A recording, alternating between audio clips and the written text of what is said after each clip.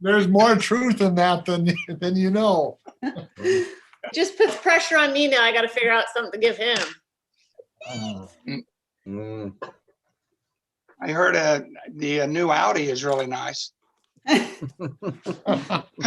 know what he drives. He does not need anything else. Great. We're live streaming now, folks. Okay. Thank you.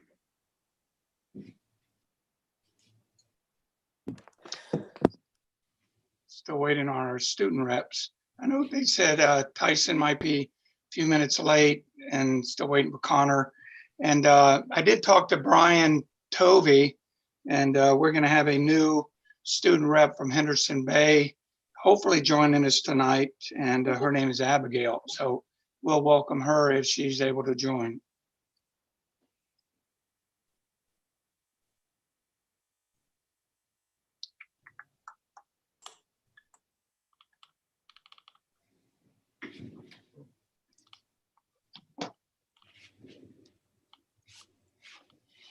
Oh, there she is. She's on. Good.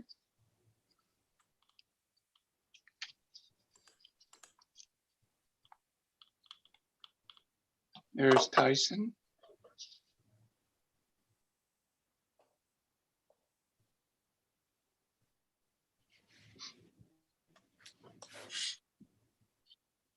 Come in. So is there, Connor played on the football team? Do they have practice? Do we need to get started or wait for, give Connor a minute? Anyone know? I do not Thomas. know. On here. No? Tyson, do you know if Connor plays sports? He may be at practice and not joining us. I do not know, no. Okay, thank you. Okay. So it says 6 o'clock. I guess hopefully Connor will join us soon and we can just go ahead and get started. Does that work? Okay.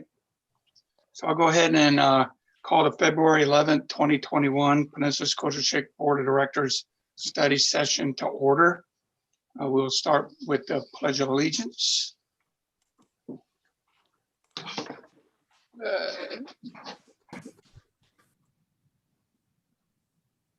I pledge allegiance to the flag The flag of the United of the United States of States of America, to And the to the to republic the republic For for for which which it it stands, stands, under one God, nation, one nation, under God, God, with liberty indivisible, and justice for all.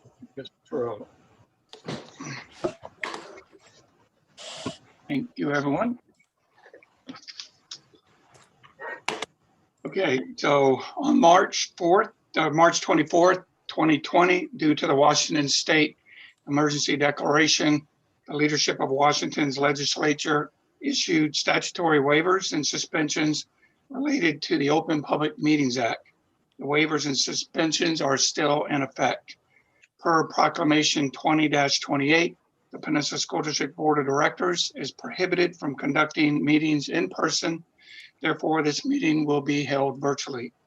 Prior notice has been given to the community regarding how to watch this meeting live stream online and how to listen to the meeting through the telephone. The meeting agenda has been reviewed and we deem all items on the agenda to be routine and necessary. Regarding routine matters, board members have reviewed the agenda and have had the opportunity to clarify questions with the superintendent prior to the board meeting. Such matters are often processed without additional comment or debate. So we'll start with the approval of the agenda. If all have read the agenda, are there any changes to the agenda? Seeing none, is there a motion to approve the agenda? I move to approve the agenda. Second. Thank you. Thank you, Lori. So it has been moved by Deb and seconded by Lori to approve the agenda. All in favor, say aye. Aye. All opposed? Motion's carried. Agenda has been approved. Next up is the consent agenda. Is there any discussion on the consent agenda prior to the vote? Hearing none, Is there a motion to approve the consent agenda? So moved. Thank you, Lori. Seconded. Thank you. It's been moved by Lori and seconded by Chuck to approve the consent agenda. All in favor, say aye. Aye. All opposed? Motion's carried. Consent agenda has been approved. So at this time, I'd like to take a couple minutes to allow the board to recognize some very important members of our Peninsula School District community. And I'd like to give Natalie the floor. Natalie. Okay, thank you. So I'm going to give a little bit of background as to what we're doing and why, but every Thursday since the onset of school closures last March, we've had a standing meeting with WASDA, which is the Washington State School Directors Association. This is to collaborate and review new information and go over trends and just share stories and ideas. As you can imagine, most of our time is spent problem solving. But this last week, the Peninsula School District Board was asked specifically to highlight what they called a silver lining or something exceptional that has happened in our district over this past year. So you can imagine the difficulty in picking such a story, not for lack of material, but for quite the opposite. However, over the past couple of weeks, the board has received a lot of compliments and a lot of comments about the work that our secondary counselors and registrars and scheduling teams have pulled off. So we thought this would be an apropos opportunity to share that great work and their accomplishments. So we just wanted to take a moment to share with everyone tonight what we presented to essentially the entire state of Washington today, and we're proud to share it here with you all tonight. So this is what we said. The Peninsula School District has created a dual platform model that affords families the opportunity to select a continuation of a fully remote option or an in-person learning option. Our awesome K-5 team has already successfully launched both. Secondary, however, was a much larger challenge to tackle, considering each section of every class had to be available for both in-person and remote options. Even those one teacher only singleton classes, our AP classes, the CTE offerings, and other very specific programs. Our middle and high schools collaborated and consolidated online offerings. Teachers and paras flexed to schedules that include working at multiple schools and both remote and in-person instruction time. Classrooms have been designated, cleaned, and spaced appropriately. And at the heart of all of this work, on top of an already full plate, our counselors, registrars, and schedulers worked around the clock to ensure that every student schedule was ready for transition at the semester change. This work included actual pencil to paper scheduling, handwritten notes for thousands of our students. Because of their hard work and collaboration with our teachers, paras, administrators, custodians, bus drivers, food service, and health safety protocol teams, we will be able to welcome back every single student, K through 12, who chooses in-person learning safely back into our buildings, while still allowing those remaining at home to receive an equally rigorous education. This was just weeks ago an insurmountable task. We recognize that this work was exhausting and incredibly stressful. We also want to acknowledge the importance and value of the work that has been done here by all, and that it brought a new sense of hope and joy to our community. We are grateful for the opportunity to share just how proud and grateful we are of and for this amazing group of professionals. It is said that gratitude makes sense of our past, brings peace to today, and creates a vision for tomorrow.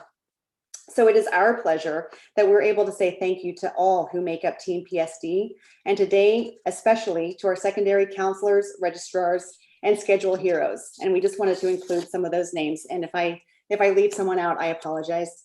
But from Henderson Bay, Jenna Bates and Karen Lindberg. From Gig Harbor High School, Lillian Arman, Todd Davis, Tammy Walter Brooks, Jessica Sampson, Jamie Eklund, Teresa Johnson, Jeanette Hall, and Christine Berberich. From Peninsula High School, Susan McNellis, Molly Copeland, Erin Duran-Ho, Missy Lehow, Allison Hughes, Peggy Cooper, and David Burmark.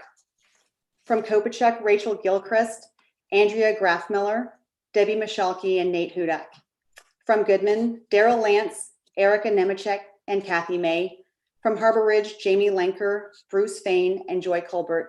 And from KPMS, Alicia Bessinger, Annie McCabe, and Havilah Baker.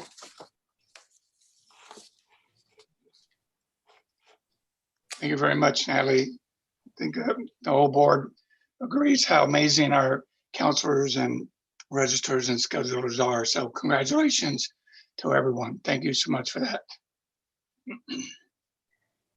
So we move to old business at this time, which would be approval of the elementary boundary revisions.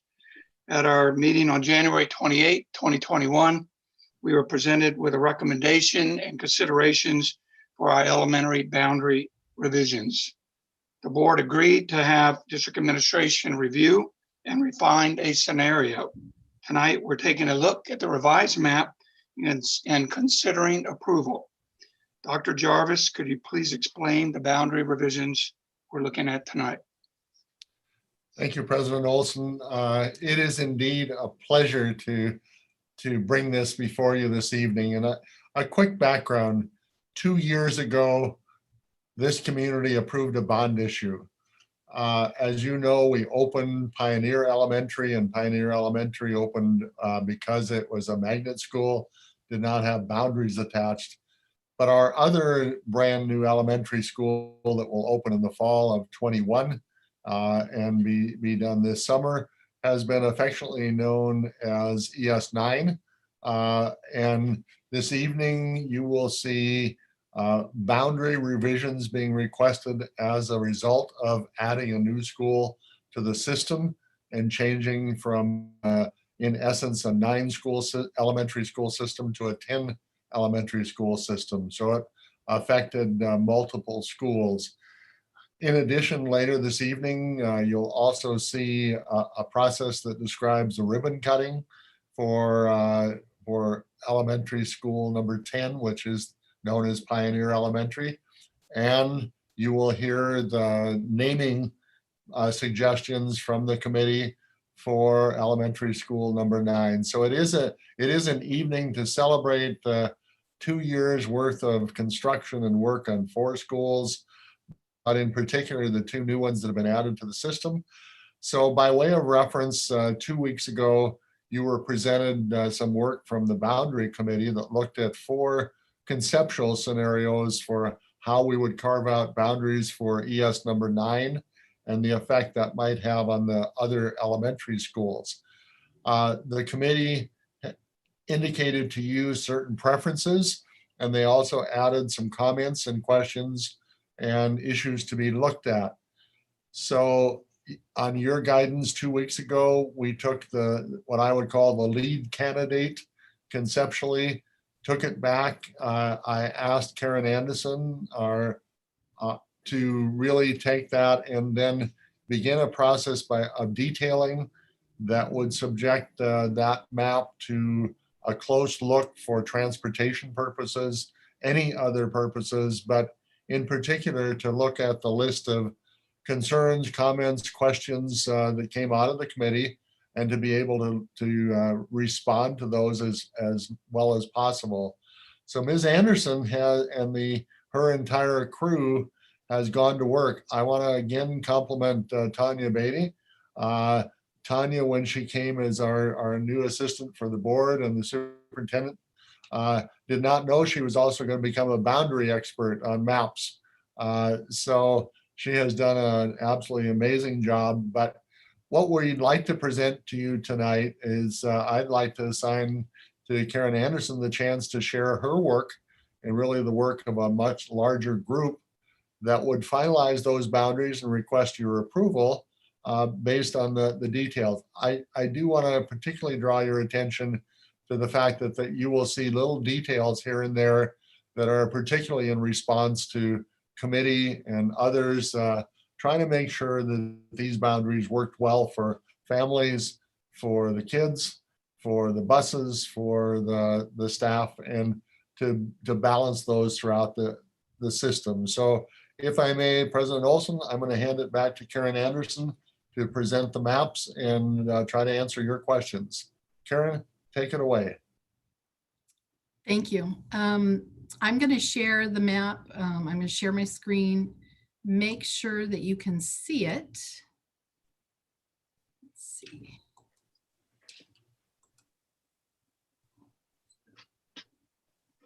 Let's see. All right. Can you see the map? Yes. Okay. I can only see people, so I'm not quite sure. So the maps are available. People can pull them up and they can look at them. There's the overall elementary boundaries that we're looking at all together right here. And then there are individual, we've broken it down to individual schools so that you can drill into them and look at them closer so you can kind of see the landmarks in the streets and such. One of the things that we did when we looked at this is we compared it somewhat to, we took this and we addressed a couple of the issues that had come up with the committee. One of those was making sure that communities were staying together. And one of the largest communities that we have is up north in the Purdy area, and that's Cannerwood. And so there were some changes that we made up in the top part to make sure that Cannerwood was all inclusive in the Purdy boundaries. Another thing that we did, and I'll drill in just a little bit here. Let's see. So I don't know, can you see my cursor? Okay. Yep. So where I'm circling, this little notch down is to encompass Cannerwood so that Cannerwood is in Purdy. At the same time, we were looking at the Harbor Ridge area, and if Purdy and ES9 are going to feed into Harbor Ridge, then they really should be all inclusive. And the way that it was originally, the boundary did not include Harbor Ridge for ES9. And so when I looked at when I compared the middle school boundaries and the elementary boundaries in scenario 2, I had to make some adjustments there also. So I brought the boundary down here and across so that it would include Harbor Ridge in the ES9 boundaries, so that it would be a true feeder of Purdy and ES9 into Harbor Ridge. One of the other areas that was definitely an issue, it was an issue back in 2014 when we did redistricting before, and that is the Swede Hill area up here in the top. We had originally in the scenario, we had moved Discovery all the way up to this line right up in this area. And it creates a couple of problems. One of the problems is just the tremendous busing and times that it would take to get students from this area all the way to Discovery, but they would also be feeding into Goodman. And that would be a significant drive. It's a slow drive because there's no direct route. And so that was something that we looked at. It also triggered a significant change, and it triggered a change for students to move high schools. And that really wasn't our goal. Our goal wasn't really to move students from one high school area to another high school area. We were really focusing on building elementary feeder schools that could move into middle schools that would then move into the high schools. And so this was an area that we addressed. And so what we did was we brought the Discovery boundaries down and we included this area in Purdy so that it would continue to feed to Harbor Ridge, and then it would also feed to Peninsula High School. And those students wouldn't be switching high schools by going to another middle school other than Harbor Ridge. Some of the other areas that we addressed were down here in the Voyager area. Originally, the scenario 2 had all of this area right down in here as Artendale. And what that creates is a little conflict with my buses, because as they come off of Fox Island, currently they come off and they move up this direction and pick up students to take to Voyager. And so we wanted to keep that continuity so that I'm not picking up Fox Island students, then driving through Artendale and then continuing to pick up additional Voyager students. So, so we carved a little bit out of Artendale here and gave it to Voyager. As we did some of these adjustments, it meant that we were changing the populations that we were putting into each of the schools. So then what we did was we made the bigger changes, and then we went back and we looked at the number of students that we had in each school. We wanted to make sure that we still had some capacity, but there are schools that can have more capacity than not. We wanted to leave capacity in ES9, and we wanted to leave capacity in Artendale. We wanted to try and not completely devastate Discovery.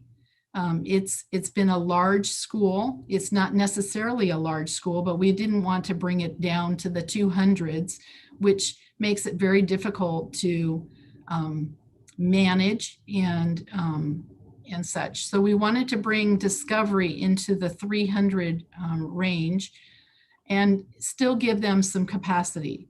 So what we did was we made a few tweaks over here. We included neighborhoods. There's a street, and I can go to some of the individual maps, but what I can do is after we talk about this, I can take you to some of the specific neighborhoods if that's what you would like to know. But those are the major changes: was the Swede Hill area, this area for ES9, and this area for Voyager. Those were the biggest changes. There was a change right over in here for Discovery, and that was mainly to include neighborhoods that are connected to a road that a bus would go down, and there's no other way to get over to Voyager with that route. So I can take you to individual schools. I can answer questions and take you to individual school maps. It's up to you. What would you like to do? Hey, Karen, first, I just want to say thank you very much for taking the time to make those modifications. I know there was some angst from the community about the previous maps and what kind of impact they would have on the middle and high school. So thank you very much for making those changes. I think that really minimizes the impact to middle and high school. Two questions. One, I know the board already knows the answer to this, but can you, for just the members of the community might look at this and not see Pioneer Elementary, can you just tell the community why it's not on the map? I know we already know the answer.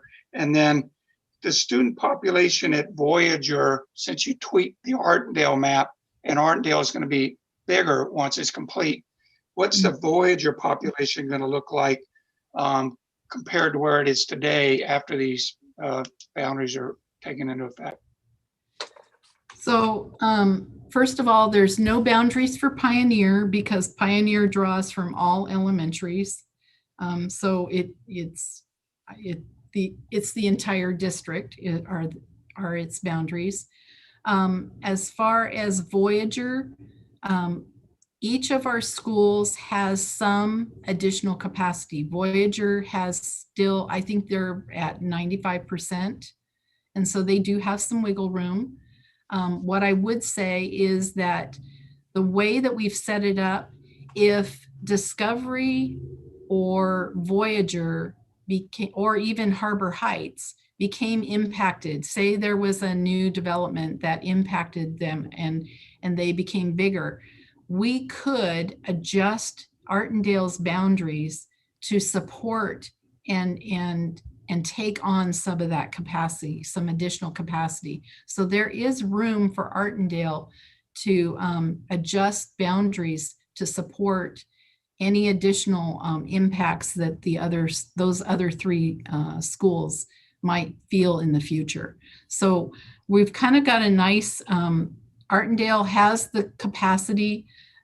Each of the schools is not totally full, so we've left some room. But if there is, if there's a turnover in an area, we've seen this before in Voyager, where all of a sudden there's a turnover and there's a lot of new families and students coming through. If we needed to relieve Voyager a little bit, Artendale would be able to take on some of that capacity. And it wouldn't be a significant boundary change, but we could find ways to move students from Voyager over to Artendale, but it wouldn't impact them, as far as the middle school that they would go to, and it wouldn't impact them as far as the high school that they would go to. But there is some flexibility there. Okay, thank you. How about Natalie, you want to go next?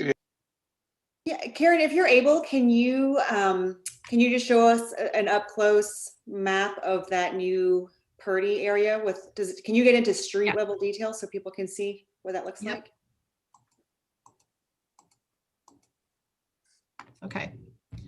I'm going to make it a little bit bigger. So the changes that we made to the Purdy boundaries right in this area, this is Canterwood right here.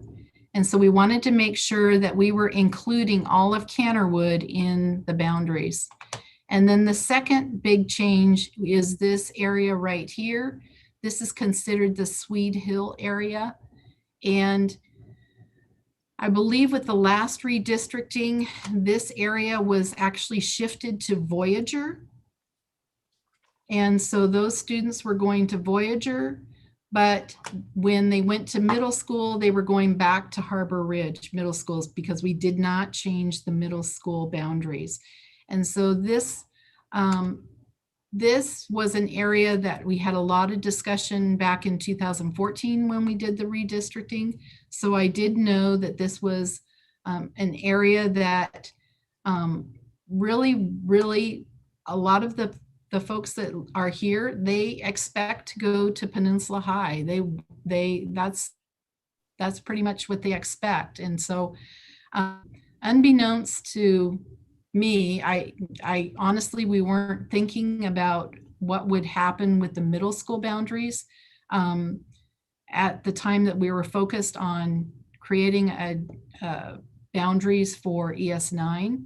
But this is an area that it would be a big impact. Not only are these students having to move to a different elementary, but then they would have to move to a different middle school and also high school. And I don't know that that was really our ultimate goal.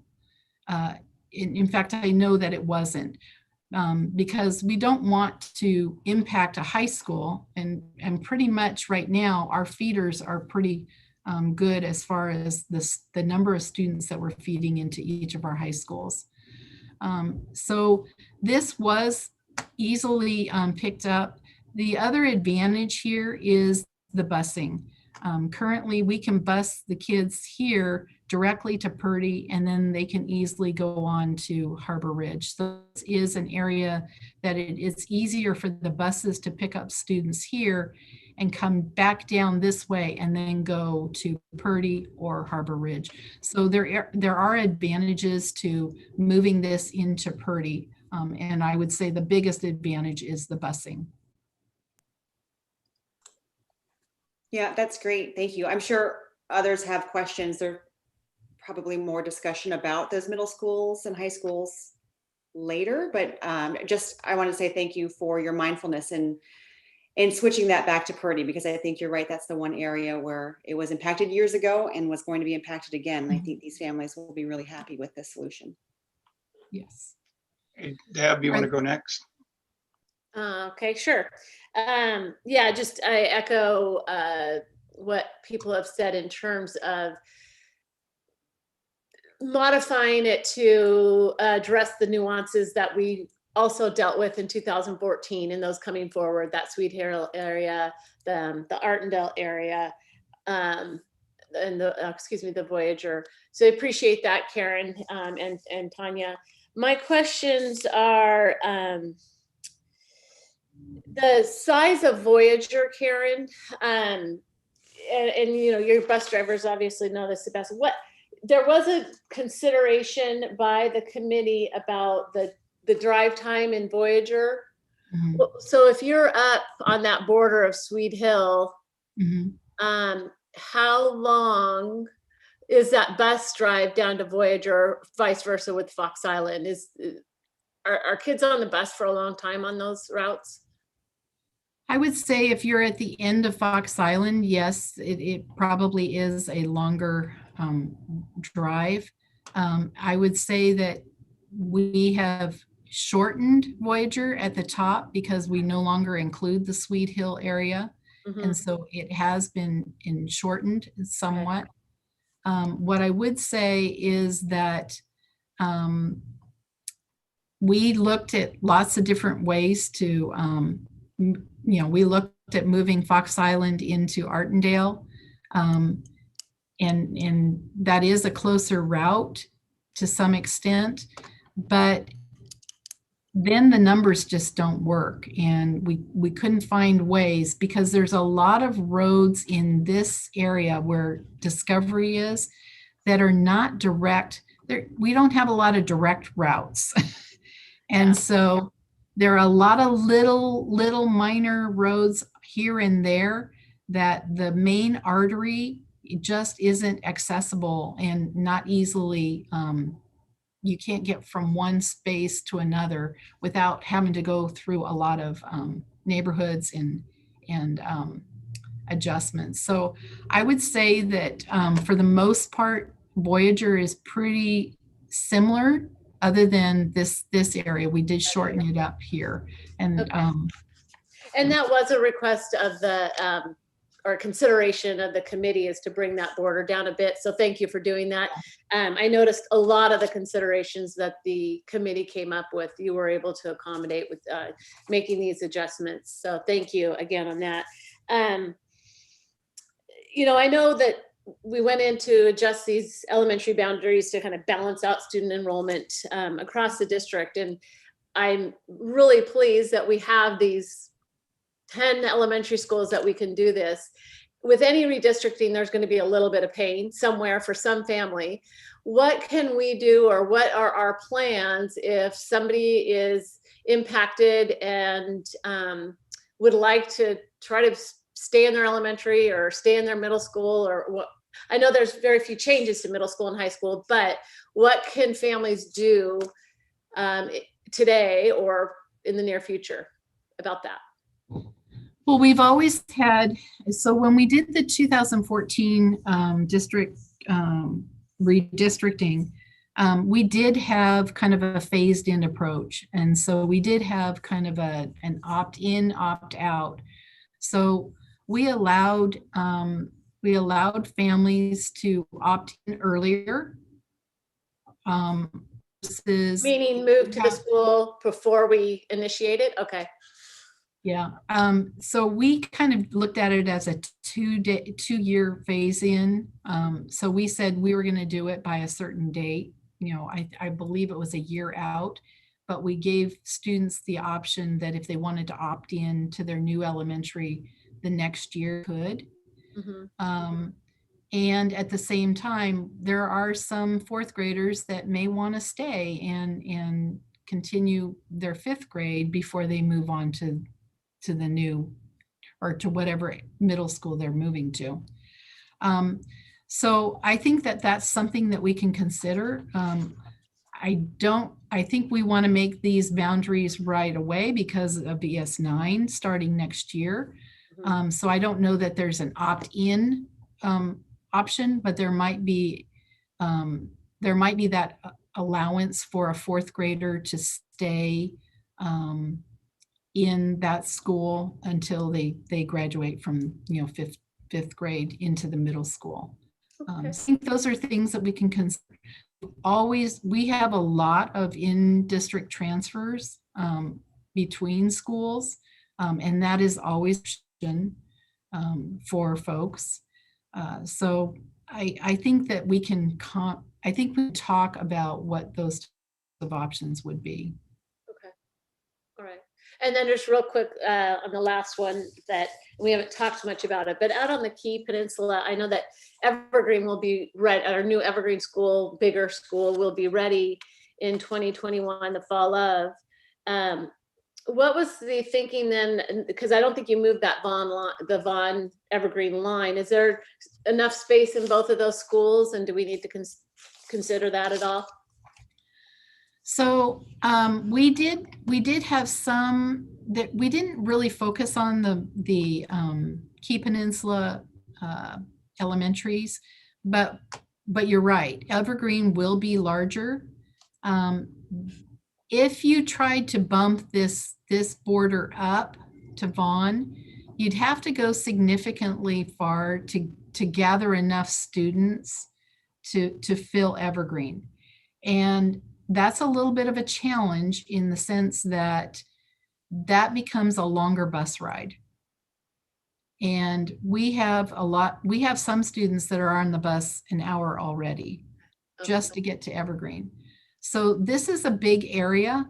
What I would say is it allows us to have that option, but it also allows us to look at our programs. And whenever we've got capacity in any of our schools, we can look at programs. And some of our programs, we're moving kids from one end of the district to another. And if there's a way that we can, set up a new program in an area where we've got students, that lessens their transportation ride, and it gives us the potential of being able to accommodate in different ways. So it allows us more flexibility, I would say. Okay.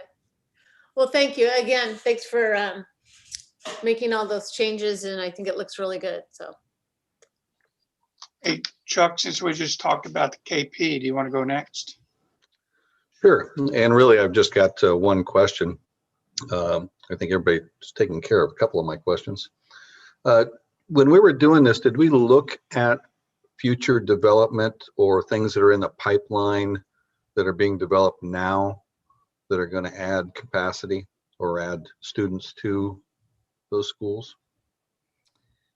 So yes, we know that within the urban growth area, there's the potential for additional developments, and the committee did recognize that, and there was conversation about needing to make sure that there's capacity in ES9 because there's still the potential of development there. There are some areas where there are development within the entire district. We're seeing some development, a lot of development out on the Key Peninsula.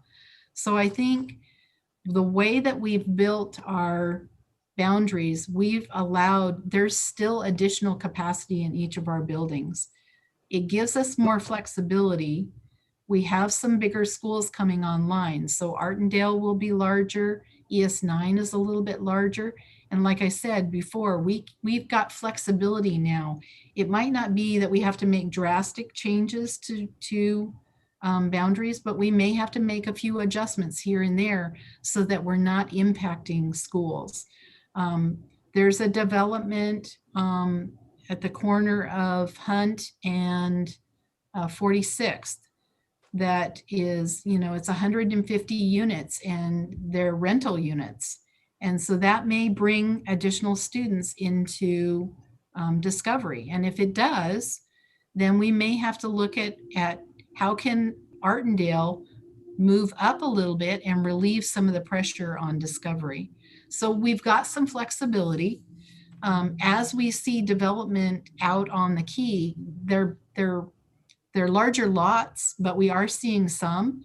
And if we needed to, we could adjust the boundaries here if we needed to move more students down to Evergreen and relieve Vaughn and or Minter.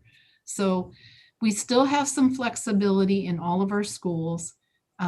We could make minor tweaks here and there if we needed to, mainly in this area, because Artendale can take on more. But we can also look at programs, and we can say, do we need to look at where we're offering programs and where our students are? So it allows us for more flexibility, I would say. Thank you. Yeah, and you answered my question. I was wondering if there would be opportunities for fourth graders to move on, and you've already answered that, so stay. So, Lori? Yeah, just a couple things to clarify, Karen. Was the last boundary revision of any kind in 2014, or have there been some, like I'm looking specifically at the boundary in places between Artendale and Discovery. Has that possibly changed since 2014? I don't believe so. I do know that when we did the redistricting in 2014, when we handed it over to transportation and we were actually drawing the maps on the roads, I would say there were a few places where we might have had to make minor adjustments, but nothing significant. We haven't made any significant changes between Discovery and Artendale. And I think that's partly Discovery has absorbed more and more, and that's why it's so impacted.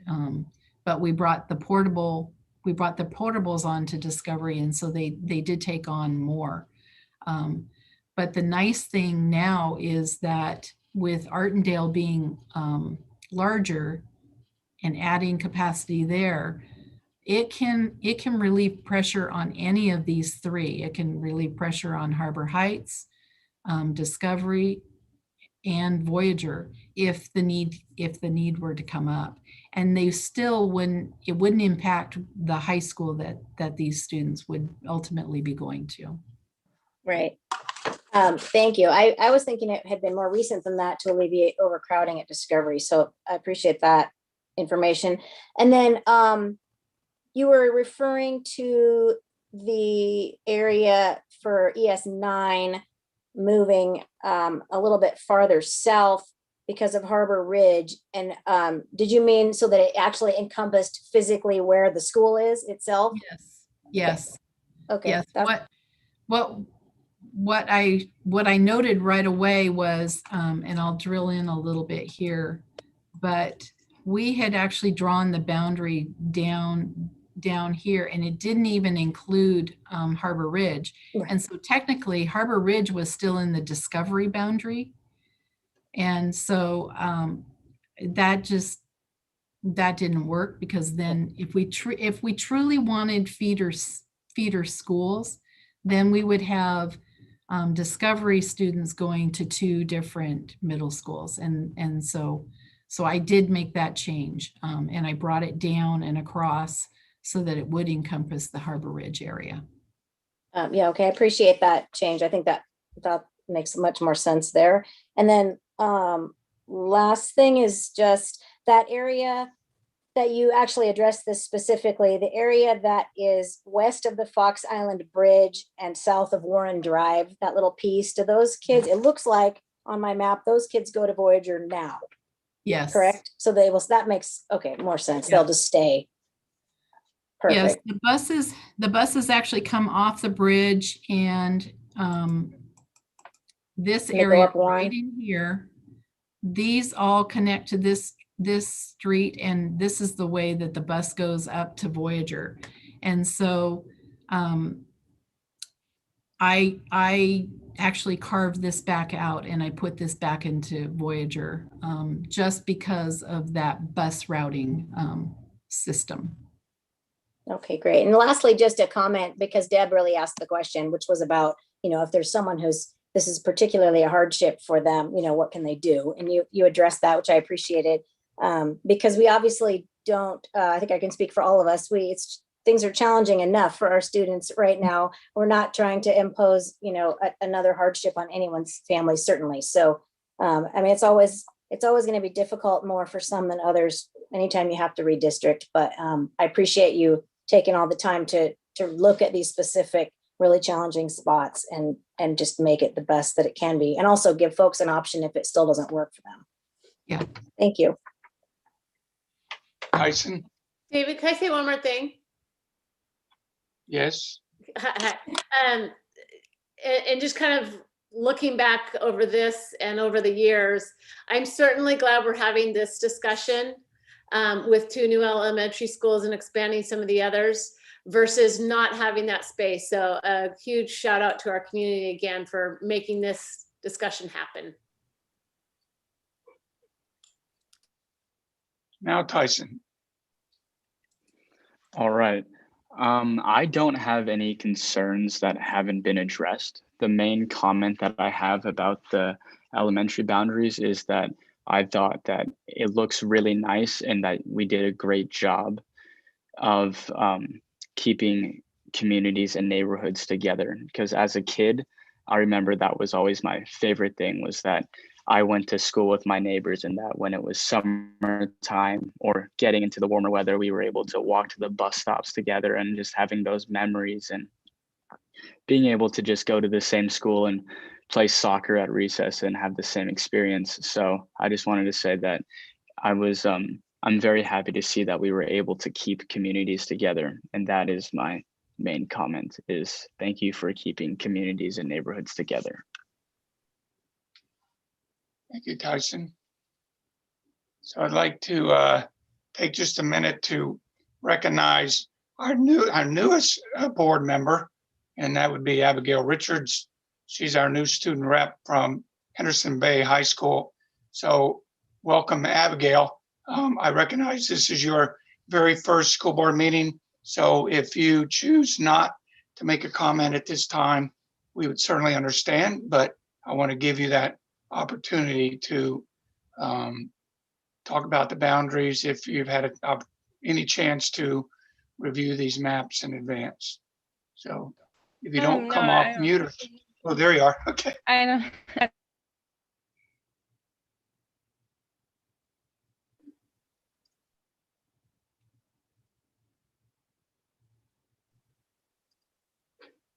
Did she respond? Did she want to speak, or did she take a pass? She didn't is hear her. muted. She is muted right at the moment. Right. Okay. Karen, did you have additional items about this you wanted to continue to talk about? No, I don't know. Art, is there anything else that you wanted to add, or did I miss anything, or? No, I think, well, thank you, Karen. I would echo the comment that Deb Krishna Dawson just made. Thank you to a community for enabling what we're talking about, because in these 2 years of difference from the time the bond issue passed and what we're talking about, we have moved from multiple schools being terribly overcrowded, i.e. Discovery with 380 capacity with 650 kids, places like Purdy approaching 700 kids. And we were facing increasingly that if you happen to show up with a second grader, we couldn't take the second grader there. We had to send them down the road to find the next available classroom. The difference as we create the 10 schools with capacity, and particularly I would emphasize the design that Karen was talking about.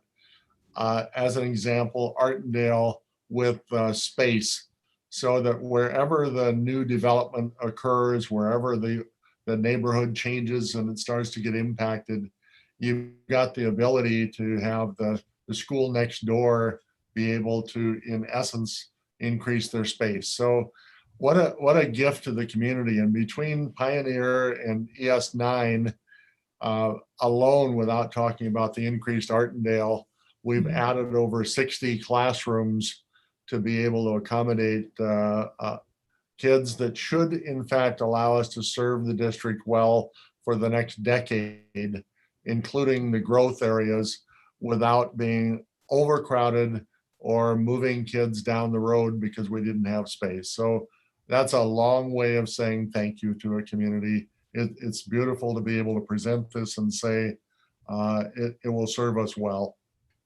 Thank you, Karen. Mhm. So Kim, just to, based on some of the conversations that I know all the board members might have been having with parents and members of the community over the past couple of weeks, can you just give a little clarification about the timeline for the implementation of these boundary changes? I know we're looking at elementary changes in 21 because of ES9 opening in the fall, but can you talk about when middle school and might see? I think we were talking about this wouldn't happen for the middle school until at least 22-23 school year. Can you just touch on that and clarify a little bit about that? Karen, do you want me to go first or you want to go first? Sure. Okay, let me just jump in for one piece on that one. As we were presenting, I think the last meeting, the plans and designs for both Kopachuk and KPMS that would add as much as 14 classrooms to those two middle schools. That was in direct response to the middle schools swelling as the elementary schools have been growing, and what was our preparation for that. But that's at least a year away.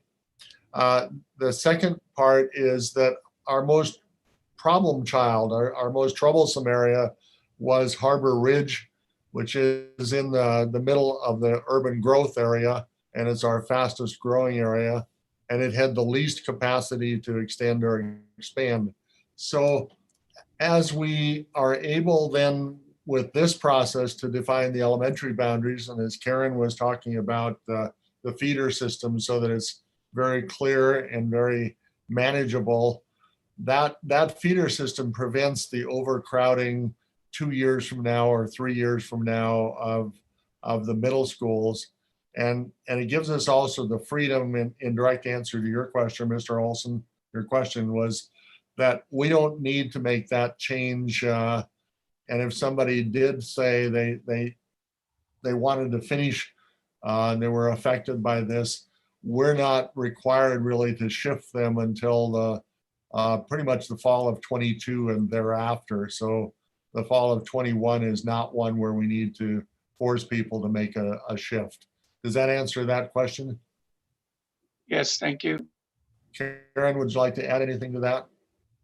Yeah, what I would say is that I'm going to go to the Artendale map because I think the Artendale and the Discovery, probably this area right in here, there might be some changes between whether a student goes to Goodman Middle School or to Kopachuk Middle School. So I think there are some differences if you compared the current middle school boundaries to if you use the elementary boundaries for Artendale and Voyager to be Kopachuk and Discovery and Harbor Heights to be Goodman. So there are a few in this area that it might affect students that would be going to Goodman versus going to Kopachuk. And then of course the other area would be this up here, this area up here. These students, instead of going to Harbor Ridge, they would be going down to KPMS. And those are probably the biggest changes for the middle schools if we were to change the boundaries to match the elementary feeder schools. And so as Art said, we have a year to do that, so we could develop a plan for transition from the existing current middle school boundaries to the new middle school boundaries. Karen, neither of those changes that you would suggest possibly for the middle school would impact their high school No. though, right? They're still gonna go to Peninsula These, or to. these 5 elementaries feed into PHS, to Peninsula School District, or Peninsula High School, sorry. And then these down here, they feed into Gig Harbor High. I think, I appreciate the fact that you clarified that. I know a lot of the angst I heard from people were, they thought that this middle school was going to happen this fall. And I think the fact that we'll have a year to see how the new routes and the new boundaries play out once we include ES9 into the mix will give us a little bit of time to see if this works, and would let us maybe tweak it a little bit next in 22 if needed. So I appreciate you guys clarifying that. Do anybody else have any other questions of Karen? Can I just make one quick clarification? If I can kind of tie it all together. First of all, a shout out to everyone who participated in the committee. I think you guys did a really great job of picking the best scenario. And then with your considerations, I think we've come up with something that's pretty great. But I just want to clarify a few points. So this committee was asked to look at the best scenarios for elementary school boundaries only, which need to be implemented in the 21-22 school year. If we choose to make this a feeder program for middle schools, it's not happening this fall. So no one is changing unless they want to, middle schools in the 21-22 school year. And according to this plan, nobody is changing their current high school plan. So right now we would have this elementary boundary, and then potentially a separate boundary for middle schools and high schools, which already exist. Is that correct? And then we're going to look at changing those to just a feeder program next year. Okay. Excellent. Then thank you. Anyone else? Okay, so I guess if there's nothing else from Art or Karen, we can ask for a motion to approve the elementary boundary revision. I move to approve the elementary boundary revisions effective July 1, 2021. Okay. I'll second. Okay. So it has been moved by Deb and seconded by Natalie to approve the elementary boundary revision. All in favor say aye.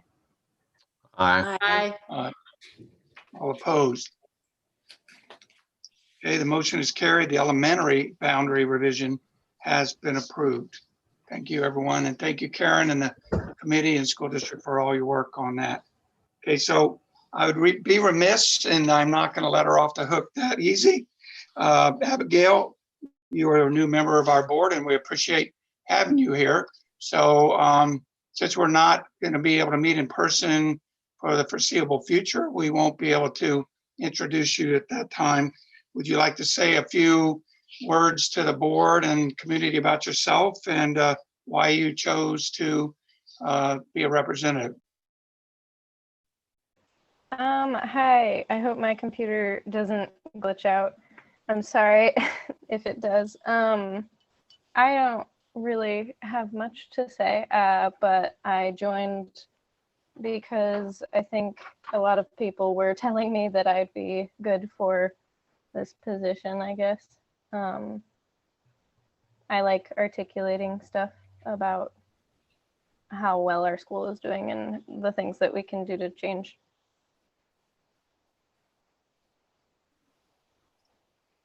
Okay, is there anything about your school that's going on right now you want to talk about, or you want to wait till next board meeting?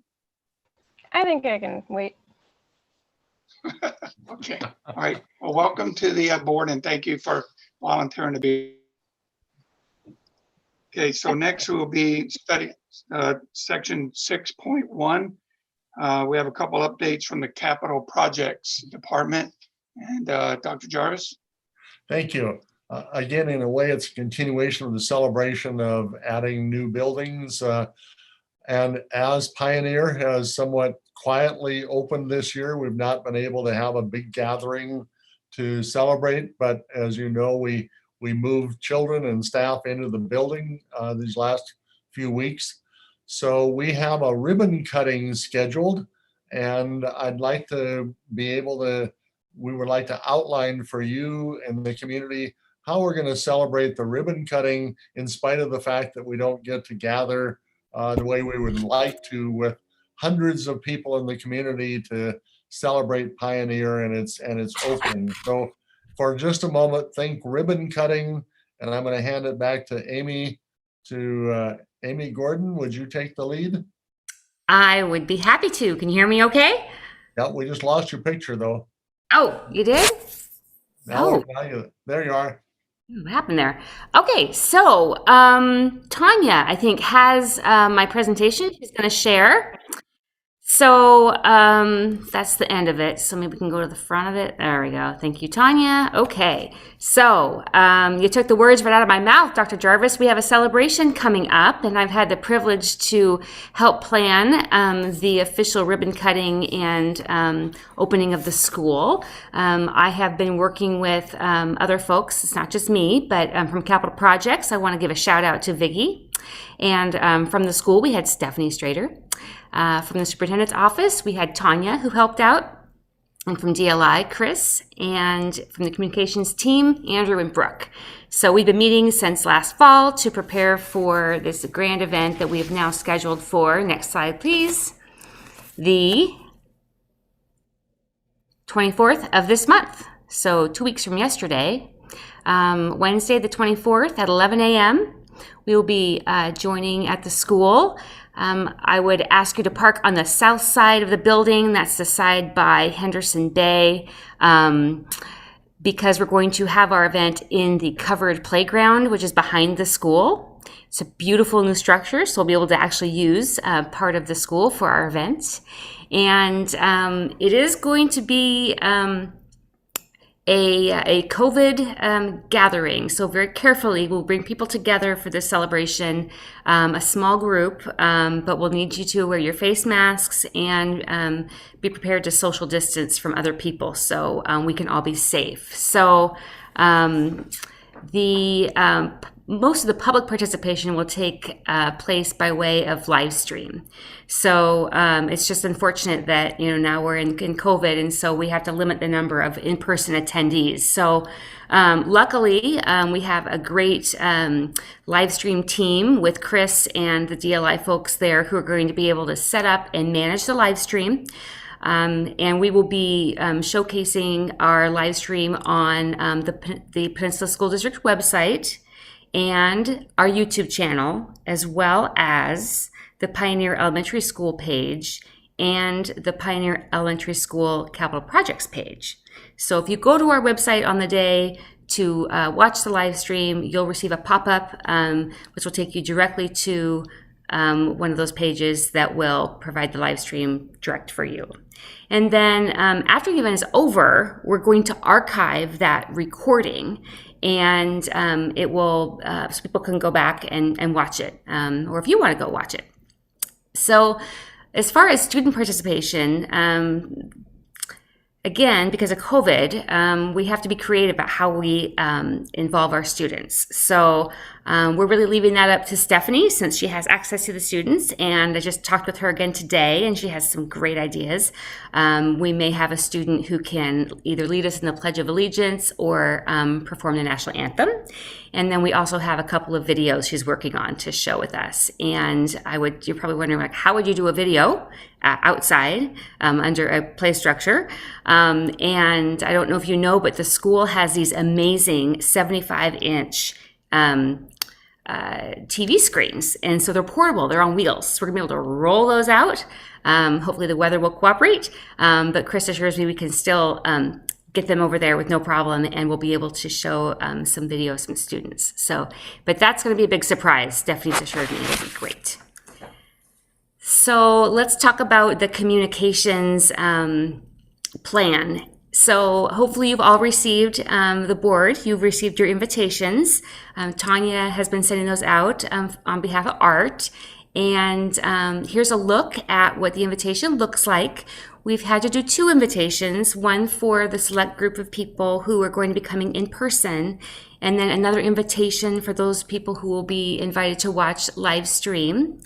So Dr. Jarvis has already sent out the invitations to the select group of people. And we have been receiving some confirmations, so we know people are coming, which is great.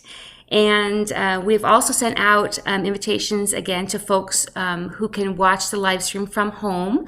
And those include our education partners, our community partners, elected officials, and our local service organizations, just to give an example of who those people are who will be watching from home, along with our parents and staff. So next slide, please. Oh, are we on it? The program. Yes. Okay, so this is great. Here's a look at our official program. And we're going to distribute this at the event itself, and we will share it electronically for those who are watching from home. It will serve as a keepsake of the event for the school and also for archive purposes for the Capital Projects team. I just want to say it was beautifully designed by Andrew Forehand in the Communications Department with input from Vicki Smith from Capital Projects. So you can look forward to seeing that. It's about 8.5 by 11, folded in half, has some great facts and figures about the school inside of it. Okay, as far as messaging goes, well, we're officially starting tonight with this event of the board study session to kick off our messaging. We'll be including this in the State of the District message to all families and staff. We'll be inviting our news media via press release, Pioneer Family Newsletter. They'll have a message in there. Our website, it'll be on our website as a news item with the stream embedded. And we're going to start social media next week. And there will be an invitation to the live stream, as well as an explanation about no person attendance due to COVID. And then we're really excited to share with you something our team's been working on, a virtual tour video that is going to debut on Monday, February 22nd. And this video includes some history and some facts, some teacher voices.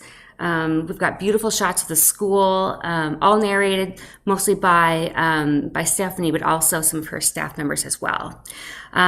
So I just wanted to let you know that there's a couple other things that the communications team has been doing to support the promotion of this new school of ours. The Winter Compass magazine is coming out in just a few days, so watch your mailbox. And we do have a page dedicated to the opening of Pioneer. We also produced a sneak peek video of Pioneer that highlighted the construction progress. We did a first day of K-1 students showcase of this school, as well as the pictures of the Pioneer staff when it was their first day accessing the building. We had some great shots. We put that out on social media. So that's kind of an overview of what we're doing for Pioneer and the ribbon cutting. We'll have a ribbon. We'll actually have some scissors. Any questions?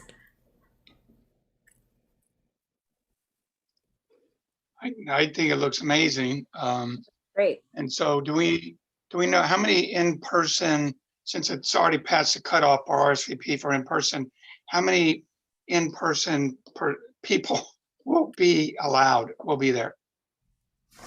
I think there's a rule about that, and I did want to check that. I meant to do that. We said, right now we have around 20 people. So, but I need to check the, probably the guidelines, the community guidelines for group gatherings. We wouldn't want to go above that. So I'll find that out for sure. But right now I know it's not above the 20, and we have 20 people so far. Okay, thank you. Can I also just add to, we do plan on, I really wanted to have the ribbon cutting event at the front of the school with the big, beautiful structure that it is there and the lights it's just gorgeous. But we went out there to just to do a dry run, and it is so loud with the it's right on the freeway, and it was so loud that I was, not just me, but the team was really worried about, especially with the live stream, people not being able to hear the speakers. So that's why we moved it to the back of the school. But we will have a ribbon at the front of the school, and we will cut the ribbon there as a part of, and we'll include that in the live stream. So we'll make sure that's there. And yeah, so any other questions? Mr. President, if I may just make a comment, it's sort of heartbreaking that we don't get to invite the whole community, because they did such a wonderful job 2 years ago of meeting our needs to take care of housing for a lot of young people. And this is the first of the 4 buildings that we get to open. And it would just be, I think, all of our pleasure to have as many hundreds, if not thousands of people there to see the building and walk through it. We're just not able to do that right now. So we're trying hard to give people a good representation, at least remotely, and then certainly down the road, whenever it's possible, to be able to again invite people to walk through, regardless of whether they have children in the building, just to know the kind of contribution they made to this community. It's beautiful. Thank you, Mr. President. Thank you, Deb.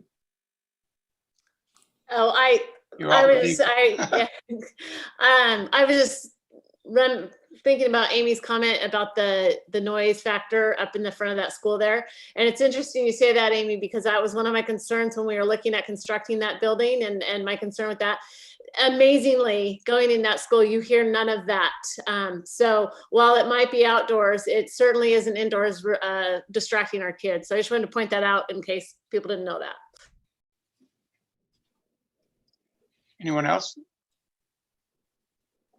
No questions, just a thanks for putting together something so special. It's really heartwarming to see how people have pivoted to make a special moment still special in COVID. So we appreciate that. And we are looking forward to bringing everyone back in when we can. Lawyer Chuck, you good? Okay. Tyson, anything? Are you good?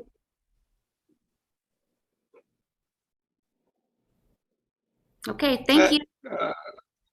Oh, you're very welcome. Thank you, Amy. Have a good evening if you want to jump off. But Dr. Jarvis?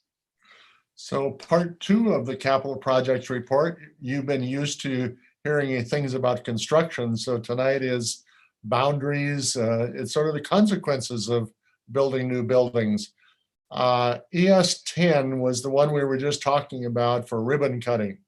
But by and large, nobody really has ever had to use the ES 10, and it became known as the Boys and Girls Club building, or the quickly in Pioneer. Unlike its counterpart, ES 9 has been with us so long that I think people are going to miss it when it's no longer ES 9.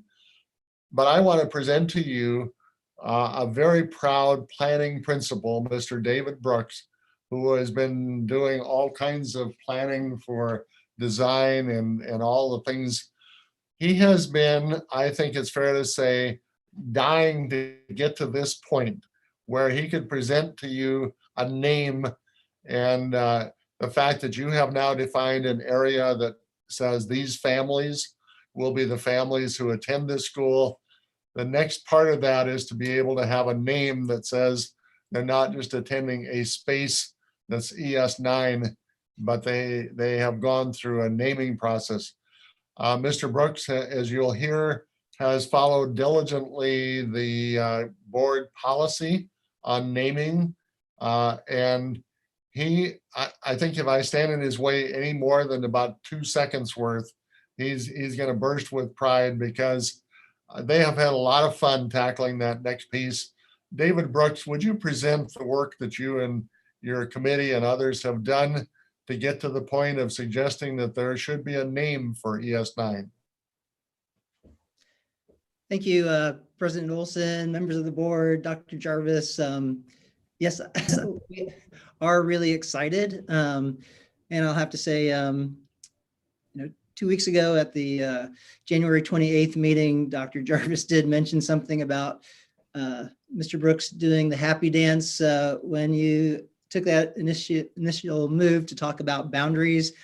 I literally was dancing in our living room, and my family looked at me like, what is going on? We are really excited about this process. We're excited to bring this community together and have some boundaries and figure out who is this new community. I want to talk to you a little bit about our timeline, our committee, the communication that we've used to get the word out, our survey and our process, and some considerations we want to bring to you tonight. So I just want to say thank you all very much. And I also just first want to recognize a committee team that we pulled together, and that's our next slide. We really wanted to pull from our new community. We've had parent representatives, a core planning team that I have 5 members. We had 2 of those join us. And we've got our members represent that area by our new school, which includes Harbor Hill, Harbor Crossing, which if you're not familiar with that, that's the between Canterwood and just north of Target and Albertsons. We've got committee members from the Purdy area that might be drawn into this new school, as well as Discovery, as well as Woodridge, which is off of Peacock Hill, and the Burnham, McCormick Creek area. So definitely wanted to have that input from this new group. So we also included, and I appreciate the support from Dan Gregory, our assistant superintendent, and Amy Gordon and her communications group has just been phenomenal with getting the word out. So I just wanted to say thanks to that team. I really appreciate the input, that they listened to each other, were open to new ideas, and that we worked hard to come to a consensus. And if we go to the next slide, it outlines kind of the policy and procedure that we have from the board. And just wanted to highlight 2 of those key areas is that one was to engage our community with submissions of names. And the other is that the names that we bring forward should be significant to our district. And those 2 things, I think, were really important in terms of our committee work. And if you go to that next slide, it shares a little bit about our outreach and communication. We targeted our Discovery and Purdy elementary families because we wanted input from students. And as you see on the maps that you just looked at earlier tonight, predominantly Discovery and Purdy are the 2 schools that will fill elementary school number 9. So we did our school messenger email and got input from our families. But what was amazing to me is what the communications team did in terms of posting on our website, the social media sites for our district. In terms of the numbers, it just amazed me in terms of the number of engagements and posts that people had regarding our school. We even had news media pick it up throughout the week. And that was a surprise that they picked that up probably from our social media feeds. And I did see the King 5 reminder the last day said, and today's the last day if you want to give input for naming of school number 9 in Peninsula School District. I thought, well, that is just amazing. So special thanks to Amy Gordon, Brooke Finnegan, and Andrew for getting the word out for us. Let's see.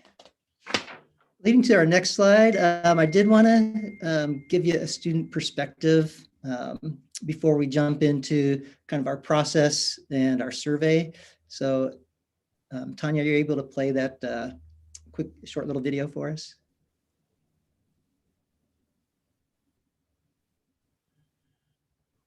I picked the new school name to be Cheeseburger Elementary. I want to name the school Adventure Elementary.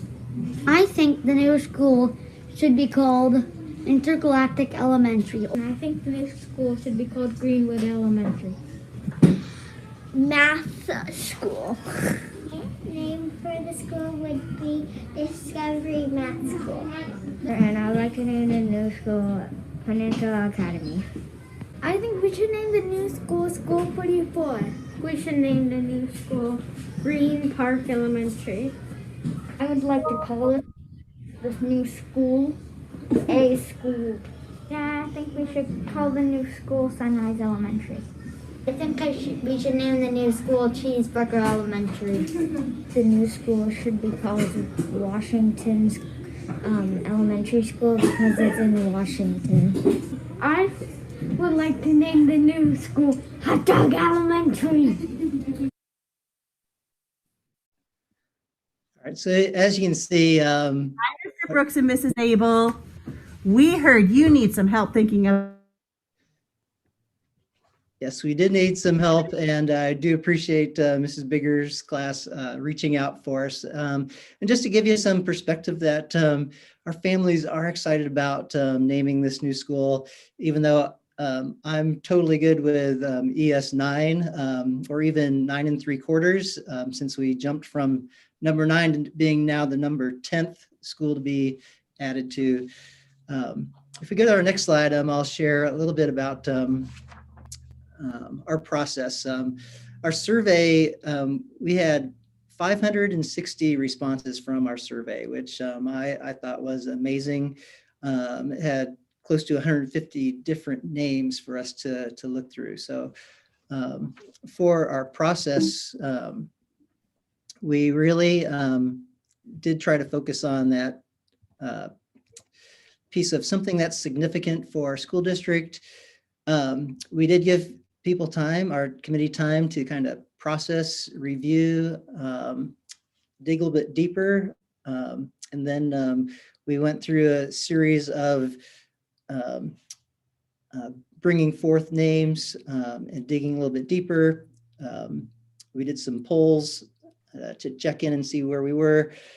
We had a lot of great discussion, and that narrowing process brought us down to 5 names. And I guess, spoiler alert, we are bringing you 5 names for this. That next slide will give you just a little tidbit of part of our narrowing list. We had so many good names, and this is just kind of that part of that process. And we went back, dug a little bit deeper, looked at some of the rationale, and what I'd like to present next are the 5 names that we'd like you to consider for our new school, elementary school number 9. So our next slide, and I'll read these for you. These are not listed in any particular order, it's alphabetical order. Beacon Elementary, and the rationale, this one stood out to our team because of a parent that sent this note that talked about, during the past year, we have learned that our children are extremely resilient. This new school serves as a beacon to us all and an ensign of hope and encouragement that our children are looking to and working towards a better future. The name connects to Gig Harbor, the lighthouse out on the point at the entrance of the harbor. So Beacon Elementary is one of the names we put forward. Another one is Maritime Elementary. And the city of Gig Harbor is known as a maritime city, rooted in the traditions of our maritime heritage, fishing fleet, net sheds, and related activities. Living near the water is a natural catalyst for exploration, wonder, and recognition of our interconnectedness, much like the ideal elementary classroom. And that was submitted by a Peninsula teacher. Our next one is North Harbor Elementary. It's a geographical reference as the school boundaries encompass the northernmost area of the city of Gig Harbor. The school is situated in the area referred to as Gig Harbor North. And as you look on a map view, our new boundaries actually are just north of the outline of the harbor. Our fourth one is Shenandoah Elementary. And the fishing vessel Shenandoah is a historic fishing vessel built by the Scansey brothers and is a visual icon representing the maritime culture of Gig Harbor. It's an active restoration project and an exhibit at the Harbor History Museum, and one that will continue into the future. And our fifth one is Swiftwater Elementary. It recognizes the original inhabitants of Gig Harbor.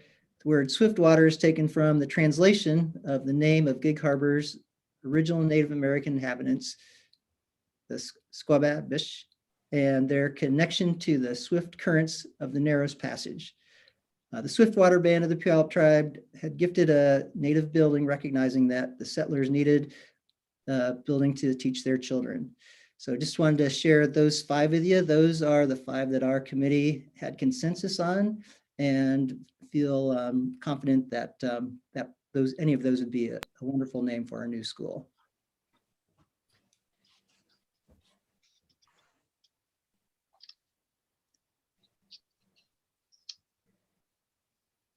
Okay, so is that the end of your presentation, David? That's kind of where we're handing it off to you for your consideration or questions. Okay. President Olson, I know that, go ahead, Art. I just wanted to say we wanted to give you a chance to certainly ask any questions or offer any comments. We did not know whether or not you were prepared to start analyzing, narrowing down, or selecting.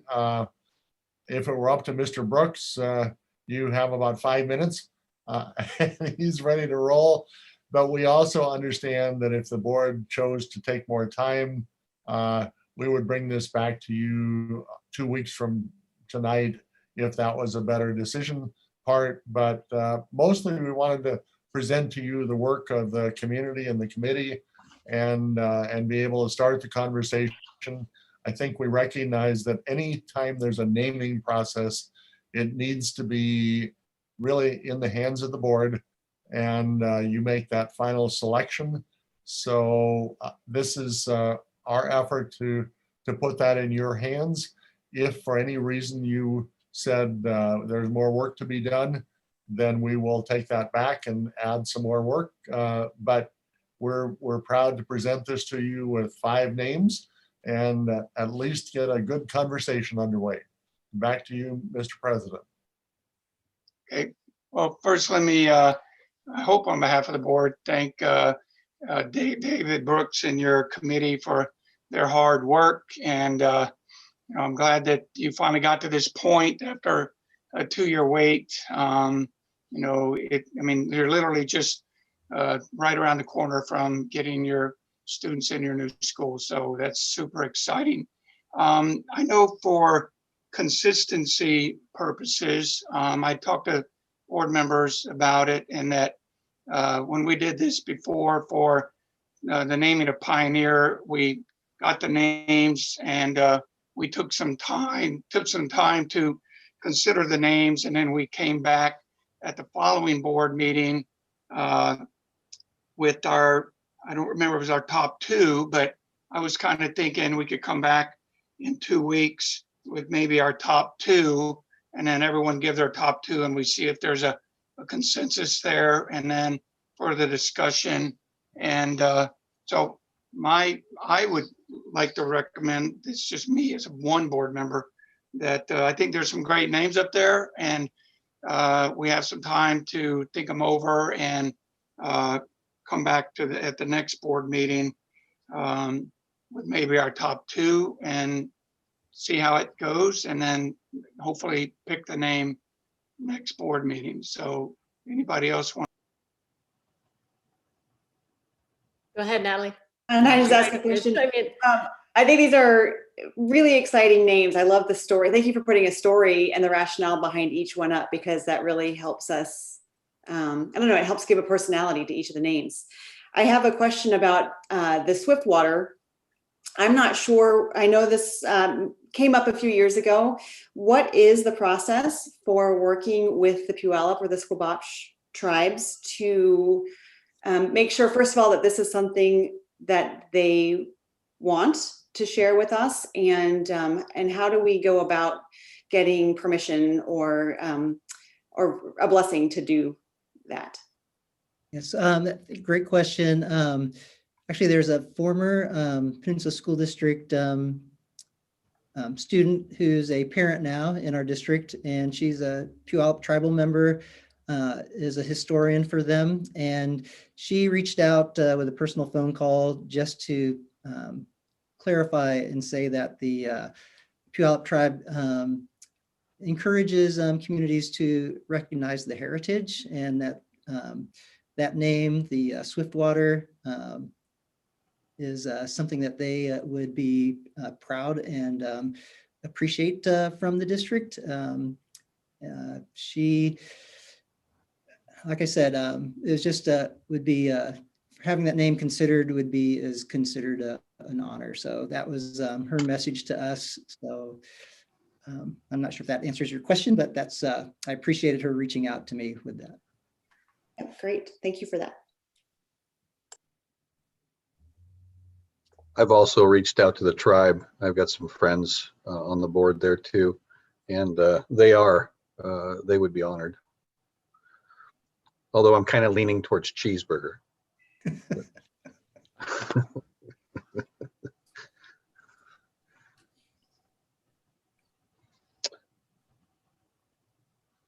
Deb?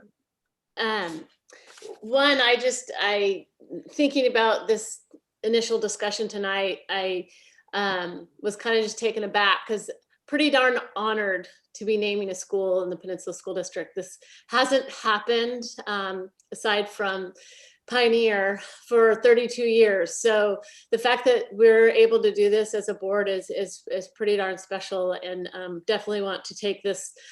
David, I appreciate the time to kind of really think about these names, because this doesn't come around very often. So thank you. I am very pleased with the committee work and the 5 names that came forward. I had Natalie's same concern about just making sure that we're honoring Swiftwater properly. And do you know, David, and anyone else that's talked to that, would there be any other considerations that we need to think about as we move forward with if we were to use that name? And I don't know, is there things that we need to make sure we're doing on a regular basis to honor their name? Because I wouldn't want to be put in a position that we would then be not doing well for the tribe or the people in the past. Do you know, Dave, Mr. Brooks? What I would say is that it's an opportunity for us to learn and develop some awareness. And I think all of our decisions that we make should be thinking about how are we, and to me, it's about all of our community. How do we make sure that everyone feels welcomed, and that the names or mascots that we use are respectful and positive. And I think that's what, from talking to Mrs. Keating, that's, I think, the message that she is hopeful for in terms of us being a positive. And I'd say for any of our names, it's a reflection of would be a past, present, and future of Gig Harbor. So yeah. I like the adaptation, or not the adaptation, but using the Swiftwater. I think that was a good way to do that. And you don't have to worry about mispronouncing the name and all of that. And it also, I like the implications of the Narrows Pass, the waters moving swiftly through that Narrows Passage, which we all know very well of. My other question is, I did see on your other list, Hugh McMillan's name, and I've worked with him closely over the years, and I know he's been at every school kid function and has just been a champion for us. Are there any other opportunities? I know we have board policy, and I know that can be considered, but are there any other, maybe this is a question for Dr. Jarvis, opportunities that we could, as a board, recognize Hugh McMillan or others in that way? And Mr. West? So that has come up, and I realize that during this process, you can't name after somebody that is alive. And I'm kind of jumping the gun here. I was going to save this for a little later.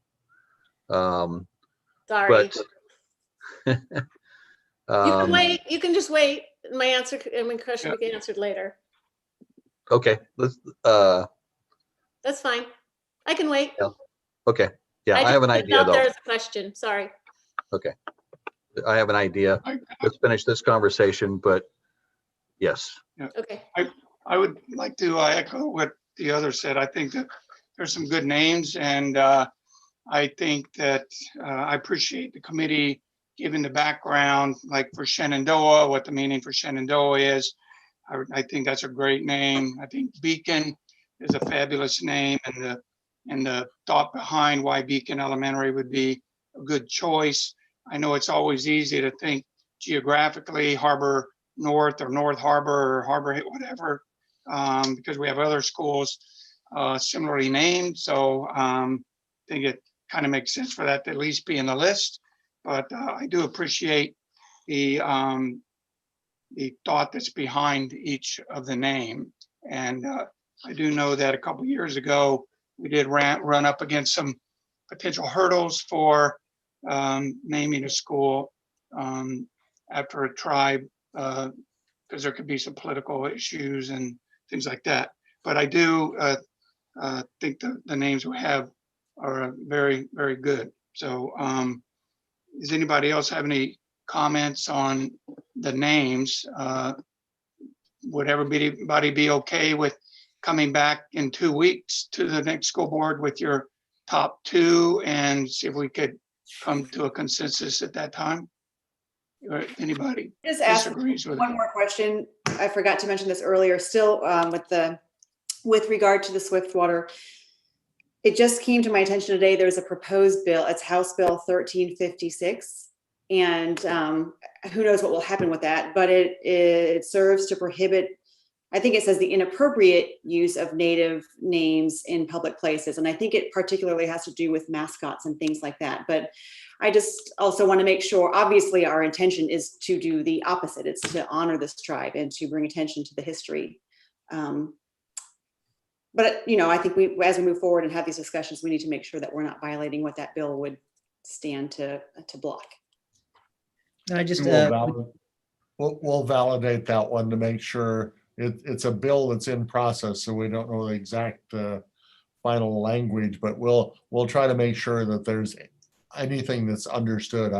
I suspect there would be, that is very clear that an honoring would not be prohibited, but it is one that, as you say, is wrapped around, make sure there's no misuse of Native American references. So I will check that and we will make sure, Natalie. Okay, thank you.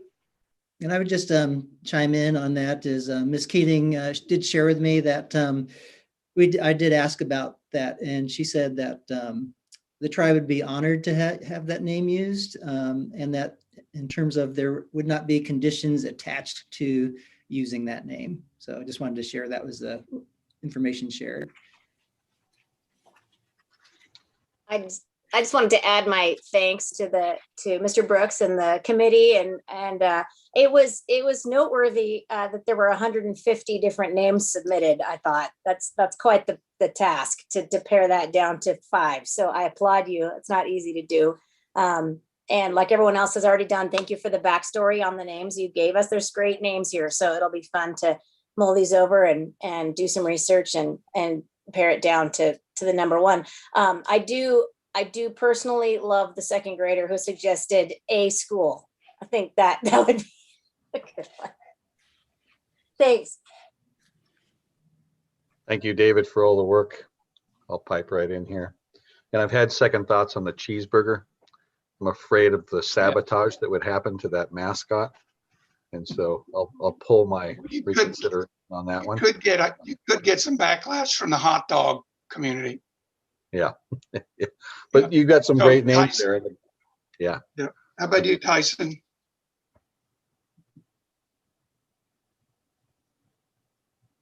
I think my favorite is probably Mary.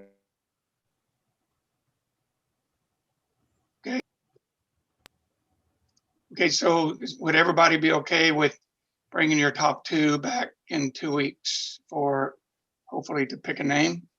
Or what happened two years ago, you come back with your own name if you don't like any of these. So sounds like everyone would be okay with doing that, Dr. Jarvis and David. And so you're gonna be able to hold your breath just 2 more weeks, Mr. Brooks. Yes, we can. And I also just want to shout out to the committee, the work that we did. And I just appreciate them. And I'll just share one of the parents, actually there's 2 parents together stayed to work with us. Just commented they're fairly new to the community and they wanted a name that struck what Gig Harbor meant to them when they moved here. And I think the names that conversation brought back was just really important. And I just want you to know that our families that are new to Gig Harbor really love this place, as well as honoring our Gig Harbor residents that have been here for years. I just am excited about the work that our team did and really appreciate their time and energy. So thank you. And thanks for your consideration. We're excited about moving forward.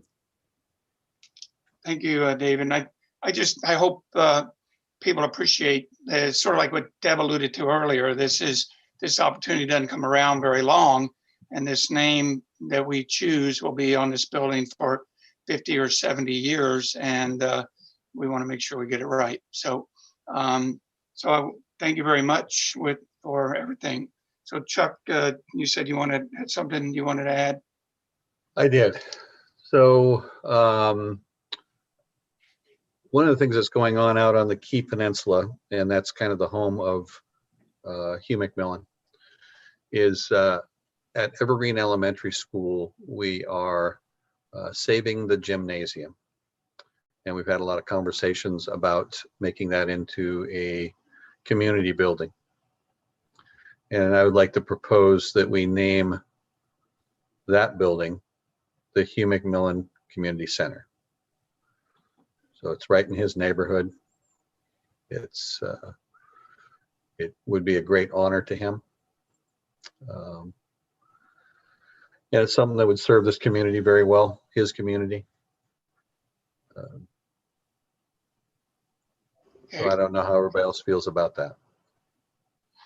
I know if I can go first, I know a couple years ago, this issue also came up for what is now Pioneer, and with the fact that board policy suggests that we not name a school after a living person, and we know how well liked he is in the community, especially out on the KP where he's lived for 50 years, for a long time. I think it's an excellent idea. I don't know if the school district could name it a community center. Would there be I don't think the board really has to come up with the name of that, but I didn't know if it's on school property, could we call it a community center? But I think that would be an excellent idea and a wonderful tribute to Hugh McMillan. So Dr. Jarvis, what would be the naming issue around that? Mainly what you are doing tonight, if you gave us direction, we could come back with a specific, make sure we'll spend a little bit of time on community center versus community something or other. But we'll come back to you with, this is the way it could be done, and this is what it would look like. If that was your wish, we could very clearly follow that. Okay, all right. Anybody else? Chuck, thanks for bringing that forward. I'm kind of in tears thinking about that, because it is something that I've watched him just be the champion of our kids for so many years. And I remember a video of him saying that these are all his kids, and what an honor. I would just, so whatever we can do for that, I think that's fantastic. I will support whatever is decided on that. And I guess just like we would go ask the tribe, do we need to ask Hugh if he's okay with his name on a building? So I would just make sure he's okay with it as well. I'm sure he will be. I hope he's honored, but we should probably do that as well. Thank you, Deb. Natalie, you're off mute. Do you have anything to say? Yeah, Chuck, I think that's a great idea. I also got chills when you said that. So I just want to know who's going to be the one to wrestle the camera away from him so that we can take a picture of him in front of his building. Can't wait. Thank you. I think that's a brilliant idea. I agree. It's that would be perfect. A perfect tribute to Hugh and all his work for the kids. Okay. So how about, sounds like everyone agrees, Dr. Jarvis, move forward with figuring out what the best name for that building might be, maybe the Human Millen Annex or whatever would be appropriate for it, a building on school property. We will do the necessary detailing and research and bring it back to you in the form of a resolution to the board that the board would act upon. I think that's probably the best way to go. And I believe we can have that in hand very quickly. So if that's your wish, we can do that. And we certainly can figure out how to have a conversation with Mr. McMillan so that he is both aware and can call me all the names he wants, but to honor him. So I can bring that back very quickly. Okay. I'm sure he will be thrilled at the suggestion. Okay, thank you, everyone. And thank you again, David, for all your work. So next up would be section 6.2. This would just be a brief discussion on the superintendent search process. We have next Friday, February 19th, the application period closes. And then after that, Northwest Leadership Associates would start to prepare the applications to present to the board for review on March 4th. So I know it says we're going to talk briefly about the schedule, and there's not much left with the schedule other than the application process closes next week on Friday. They would then process the applications. I talked to Mark Venn yesterday from Northwest Leadership. He says we have excellent applications, some received already, and it's not unusual to get applications in the final week. You know, obviously they want to make every effort they can to get their references in order, put the best application that they can before they submit it for consideration. And then March 4th, where we'll be meeting an executive session to go through those applications, to winnow it down to our top 5, to move forward with interviews of the candidates. And then this week, just a couple of days ago, the board received the survey results from the community. They were asked, I think, 5 questions about what they thought was important for the superintendent qualifications. And we had well over 800 responses. So that's quite a few responses for us to go through, and we will certainly use those 800 plus responses along with the focus group responses as we determine who our best candidate would be. So that's what I want to put out. I don't think we need to spend a ton of time on the search process, but if anybody else wants to add anything, Deb, you sort of in the. If I may, Yeah. the one item of we need some clarification is what time you would like to meet on the 4th, March 4th. Oh, for some reason I thought we had already nailed down 3 o'clock, but maybe that wasn't the case. How would you like us to, you want us to get back to you tomorrow so we can check our various work schedules or whatever? That What do would you work need? fine. We just, right now, it's just, we did not have a definite time, so we needed to pin that one down when you, and tomorrow would be great.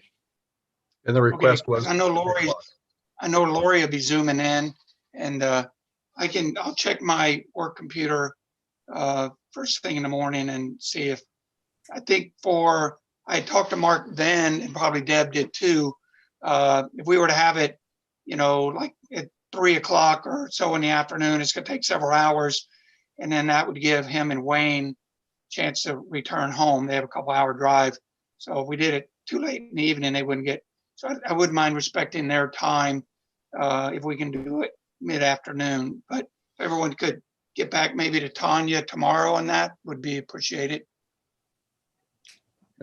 And So that's Deb, really it. you wanna, okay, Deb been the sort of the lead / co-chair on this search since the beginning. Yeah, I guess the only thing I just would add is the board has been giving some thought to how we really utilize our limited time that we have in our interviews with those questions and all that to make sure we're really getting at the crust of what we want in a superintendent. So appreciate the board's work on that, and we'll make sure that we have a very good process to vet those candidates. And I've also been talking to Mark and Wayne, and I think we will have a very good candidate pool. Peninsula School District is very attractive right now, and I look forward to helping identify that person. So. Thank you. Anybody else? How many applications did you say we currently had? When I spoke to him yesterday, they had 10 completed applications returned, and he said that he is quite certain there'll be more than that. He believes we'll have somewhere between 25 and 30 based on his experience. And he said that he believes that he already knows from the 10 we have, we're going to have an outstanding pool of candidates. So, and like I say, he said oftentimes they don't submit their application till the final week because they're not required to. And that gives them more time to put their references and getting everything in order.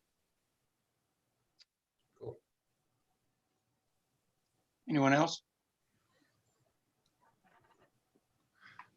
Okay. So Mr. President, if I can offer one other comment. All of these last few months, you have been in 4-hour meetings and 3.5-hour meetings. And tonight we did it. We got back to what you had originally suggested, which was under 2 hours was just good. So thank you.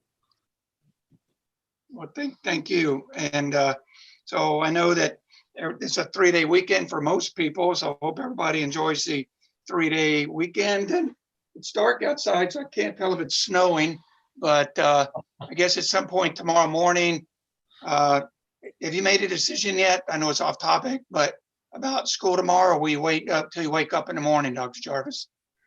No, actually, my latest thinking is affected by I guess the continuing evolution of the projections. They're now pushing most of the snow to Saturday, and they moved away from the 4 o'clock on Friday. I think I'm most appreciative for our football players. They finally get to play a game tomorrow if we don't have to close school or have an evening snowstorm. And so right now we have not made that decision, but it looks like we'll be able to run a school day tomorrow. And of course, then it can snow like crazy for next week while we're on midwinter break. But in this case, Friday night truly benefits the kids who have been waiting and waiting to get the fall season underway. Yeah. Well, I know there's a dog in the Christian Dawson house that's ready for the snow. So little mittens, and that's pretty cute picture I saw today. Okay, with that, I guess the next school board meeting will be on February 25th, and that will be a regular school board meeting. And Abigail, thanks again for joining us. Welcome to the team, and hopefully having 2 weeks on the board to get adjusted, we'll be able to hear a little more from you and what's going on in Henderson Bay in 2 weeks. So if there's nothing further, we will adjourn this meeting at 7:52 p.m. Everyone